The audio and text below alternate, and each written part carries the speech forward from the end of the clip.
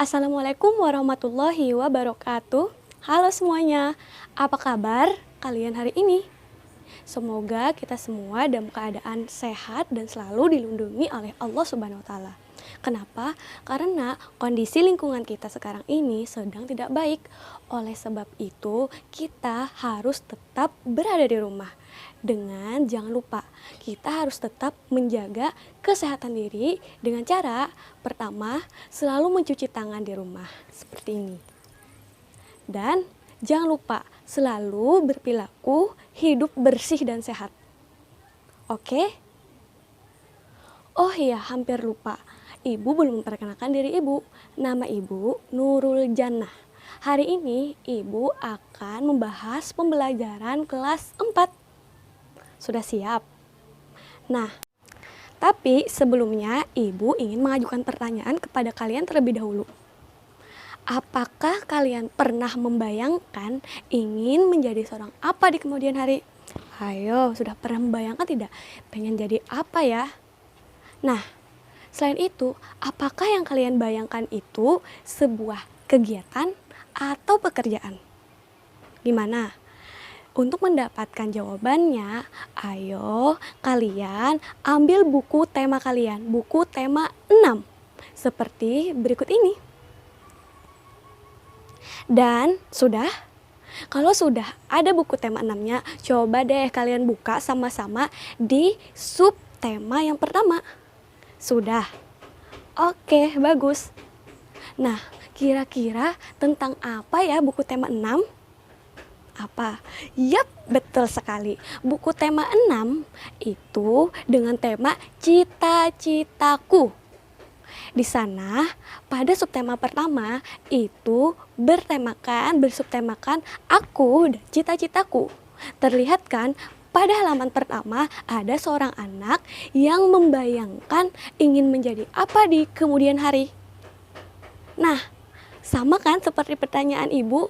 Berarti pertanyaan ibu sebelumnya adalah berkaitan dengan cita-cita. Berarti apa ya cita-cita itu? Nah, cita-cita adalah suatu harapan atau keinginan seseorang yang ingin dicapai pada waktu yang akan datang. Seperti apa ya? Coba kalian amati gambar yang ibu sediakan. Di sini, dan ini. Sudah dilihat? Nah, kira-kira tentang apa? Gambar itu menunjukkan cita-cita seseorang, yaitu cita-cita adalah mengarahkan atau berkaitan dengan pekerjaan seseorang yang akan dicapainya di waktu yang akan datang. Ada dokter, guru, dan pelukis, dan masih banyak lagi. Karena cita-cita setiap orang itu berbeda-beda. Oke? Nah, kita akan memulai pembelajaran di tema 6, subtema 1, pembelajaran 1. Tapi sebelum kita memulai pembelajaran, alangkah baiknya kita mengucapkan basmalah. Ayo sama-sama kita ucapkan basmalah.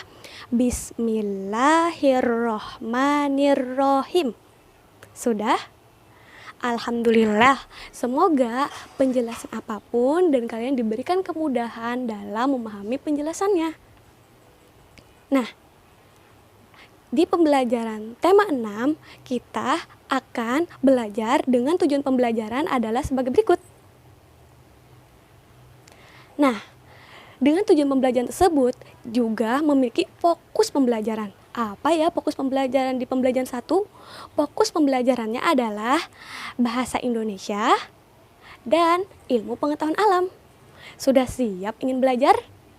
Kalau begitu, mari kita sekarang belajar di muatan pertama, yaitu bahasa Indonesia.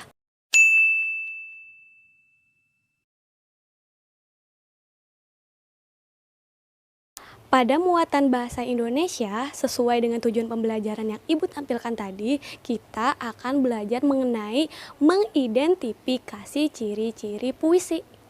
Kalian sudah tahu belum apa itu puisi? Pasti tahu, karena di kelas sebelumnya, yaitu kelas 3, kalian pasti sudah mengenal yang namanya puisi. Tapi di kelas 4 ini kalian akan mempelajari tentang ciri-ciri dari puisi yang kalian baca. Coba kalian buka lagi di muatan bahasa Indonesia di pembelajaran pertama. Di sana ada 2 orang sahabat, yaitu Udin dan Beni. Dia memiliki cita-cita yang sama, yaitu ingin jadi apa? Ya, benar sekali. Dia ingin menjadi seorang guru. Nah, Ibu akan menampilkan puisi yang sesuai dengan cita-cita mereka, yaitu cita-citanya seorang guru. Kalian baca ya, jadi tugasnya kalian baca puisinya dan pahami puisi tersebut. Kira-kira dari puisi tersebut, apakah kalian dapat menyimpulkan ciri-ciri dari puisi? Sekarang mulai ya kalian baca.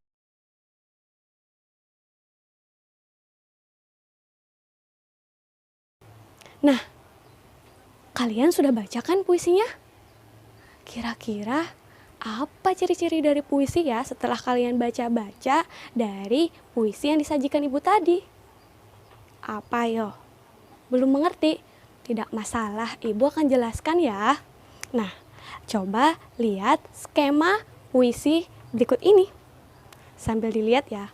Pertama, puisi itu adalah, coba dilihat, kumpulan kata-kata membentuk kalimat yang tersusun dalam puisi disebut sebagai baris puisi. Ingat, baris puisi. Jadi, baris puisi adalah kata-kata yang membentuk kalimat baris pada puisi, disebut baris puisi. Yang satu baris itu, coba dilihat. Nah, yang kedua, ciri-cirinya adalah setiap puisi, setiap baris-baris dalam puisi itu tersusun menjadi satu paragraf tersebut, itu disebut sebagai bait puisi. Jadi bait puisi adalah kumpulan dari baris-baris puisi. Dan yang ketiga adalah kata terakhir yang terbentuk dalam puisi atau kata yang bentuk vokal pada puisi itu adalah susunannya atau memiliki bunyi vokal yang sama dan teratur seperti dengan vokal U atau konsonan N. Coba dilihat ya skemanya. Nah, sudah mengerti belum? Kalau belum mengerti, coba kalian lihat kesimpulan yang Ibu berikan. Kesimpulan mengenai ciri-ciri dari puisi. Lihat ya. Ya, sudah dilihat kan? Dan kalian juga harus catat apa ciri-ciri tersebut. Oke? Sudah mengerti kan pada muatan bahasa Indonesia? Selanjutnya, apa mau kita teruskan? Oke, kita akan teruskan pada muatan selanjutnya, yaitu ilmu pengetahuan alam. Sekarang Ibu lanjutkan ya pada pembahasan pembelajaran yang kedua, yaitu muatan ilmu pengetahuan alam. Nah, pada IPA tujuan pembelajarannya adalah kalian harus bisa membedakan siklus makhluk hidup atau daur hidup makhluk hidup. Nah, sebelum Ibu menjelaskan, coba kalian amati gambar yang Ibu berikan ini ya. Di sini dan yang ini. Sudah? Nah, gambar apa ya itu? Dan apa maksud dari gambar yang Ibu berikan itu? Apa yo? Yap, betul sekali. Itu ada gambar kucing dan anaknya. Dan ada ayam beserta anaknya. Jadi apa maksudnya? Nah, maksud dari gambar tersebut adalah itu disebut sebagai pertumbuhan dan perkembangan makhluk hidup. Jadi, dengarkan ya penjelasan Ibu. Setiap pertumbuhan makhluk hidup, setiap makhluk hidup itu mengalami pertumbuhan dan perkembangan. Begitu juga termasuk dengan hewan yang Ibu tampilkan tadi. Jadi, setiap makhluk hidup itu mengalami pertumbuhan dan perkembangan. Dan setiap pertumbuhan dan perkembangan itu memiliki tahap-tahapannya. Ada tahapannya. Dan tahap-tahapan setiap pertumbuhan dan perkembangan itu disebut sebagai siklus hidup atau daur hidup. Apa ayo tadi? Jadi Ibu sampaikan lagi ya. Setiap pertumbuhan dan perkembangan memiliki tahapan. Tahapan-tahapan dalam pertumbuhan dan perkembangan itu disebut sebagai siklus hidup. Siklus hidup makhluk hidup. Nah, jadi kucing dan ayam apakah termasuk siklus hidup? Nah, setiap siklus hidup juga di pertumbuhan dan perkembangan, setiap pertumbuhan dan perkembangan itu ada perubahan bentuk. Perubahan bentuk pada setiap tahapan pertumbuhan hewan itu disebut sebagai metamorfosis. Jadi ada istilah metamorfosis. Metamorfosis adalah perubahan bentuk tubuh pada setiap tahapan.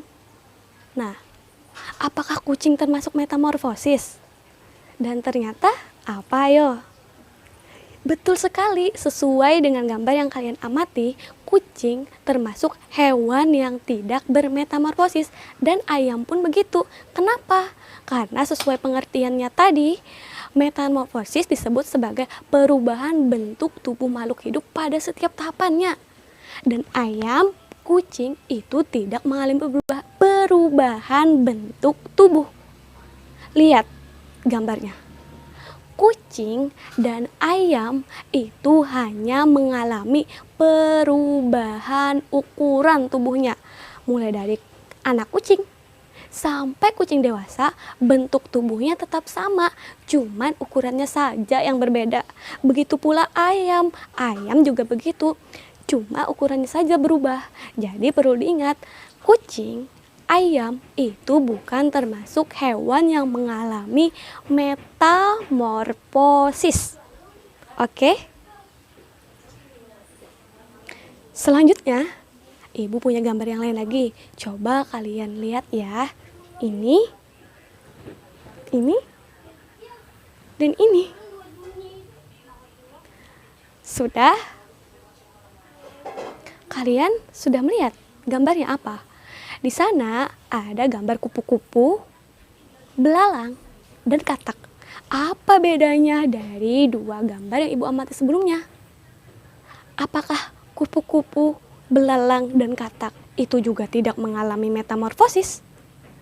Ayo jawab. Apa? Belum tepat. Kupu-kupu, belalang, dan katak itu mengalami metamorfosis. Dengarkan penjelasan Ibu ya.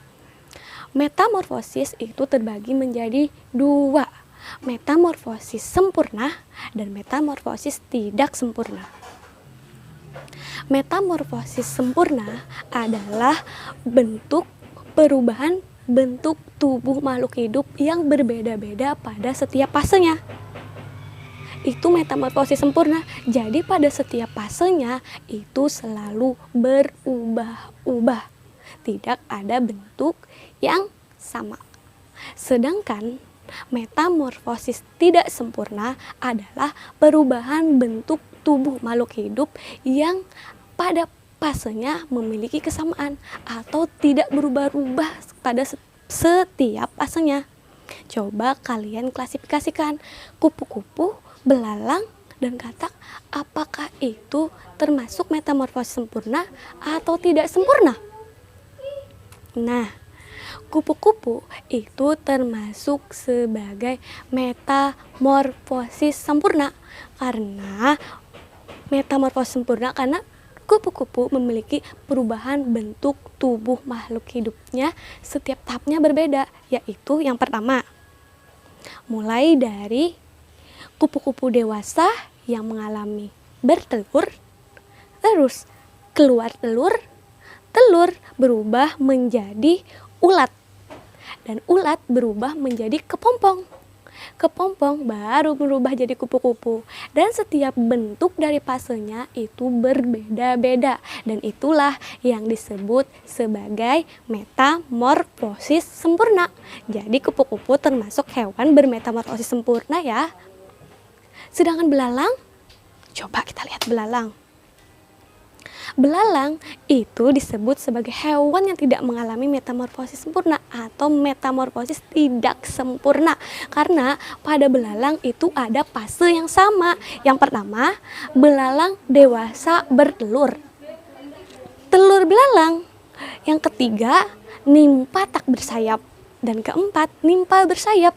Jadi pada tahap ketiga dan keempat itu mengalami bentuk yang sama. Dan itulah yang menyebabkan bahwa belalang tidak bermetamorfosis sempurna. Dan katak itu termasuk sebagai hewan yang bermetamorfosis sempurna karena tahapannya berbeda-beda, mulai dari telur, kecebong, katak muda, dan katak dewasa. Katak muda dan katak dewasa itu bentuknya berbeda, ada perbedaannya. Nanti akan lebih jelasnya ibu akan memberikan siklus makhluk hidupnya. Lihat ini. Ibu akan menyimpulkan dari pembelajaran IPA ini. Jadi pada IPA lihat skemanya ya. Pada IPA yang termasuk sebagai hewan tidak bermetamorfosis adalah kucing, ayam, dan sejenisnya. Sedangkan yang termasuk metamorfosis sempurna adalah kupu-kupu, katak, dan nyamuk. Dan yang tidak termasuk metamorfosis sempurna atau kupu-kupu tidak bermetamorfosis sempurna, hewan yang tidak bermetamorfosis sempurna adalah belalang, kecoa, dan jangkrik. Nah, dilihat ya skemanya.